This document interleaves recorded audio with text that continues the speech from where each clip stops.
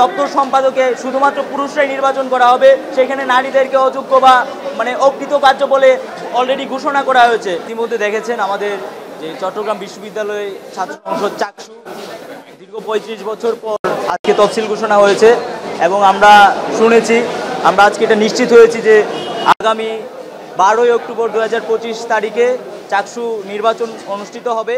তো আমরা আমাদের জায়গা থেকে এই 35 বছর পরেও যে চট্টগ্রাম বিশ্ববিদ্যালয়ের বর্তমান প্রশাসন, অভ্যুত্থান পরবর্তী প্রশাসন সেই চাকসু নির্বাচন আয়োজন করার সাহসটুকু করেছে, আমরা তাদেরকে সেই ব্যাপারে অভিনন্দন জানাই, অভিবাদন জানাই, আমরা তাদেরকে স্বাগত জানাই। কিন্তু আমরা দেখেছি দীর্ঘ 35 বছর পরেও এই চাকসু নির্বাচন অনুষ্ঠিত হতে যাচ্ছে, কিন্তু আমরা একটা ত্রুটিপূর্ণ গঠনতন্ত্র আমরা দেখতে পেয়েছি নারী বিদ্বেষমূলক আচরণ করা হয়েছে এই গঠনতন্ত্রে।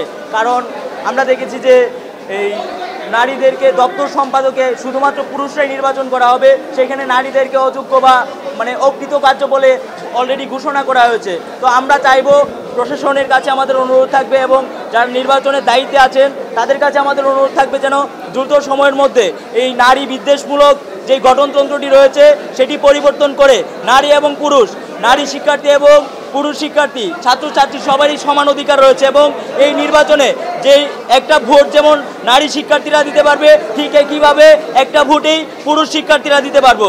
তো সেই জায়গা থেকে আমরা পরিষ্কারভাবে বলতে চাই, এই ত্রুটিপূর্ণ গঠনতন্ত্রে যদি নির্বাচন অনুষ্ঠান অনুষ্ঠিত হয় তাহলে এটা থাকবে এই চট্টগ্রাম বিশ্ববিদ্যালয়ের ইতিহাসে এবং বাংলাদেশের ইতিহাসে একটা ত্রুটিপূর্ণ নির্বাচন। তো সেই জায়গা থেকে আমাদের অনুরোধ থাকবে যেন দ্রুত সময়ের মধ্যে এই ত্রুটিপূর্ণ গঠনতন্ত্র সমাধান করে একটা সুষ্ঠু নিরপেক্ষ নির্বাচন অনুষ্ঠান অনুষ্ঠিত হয়।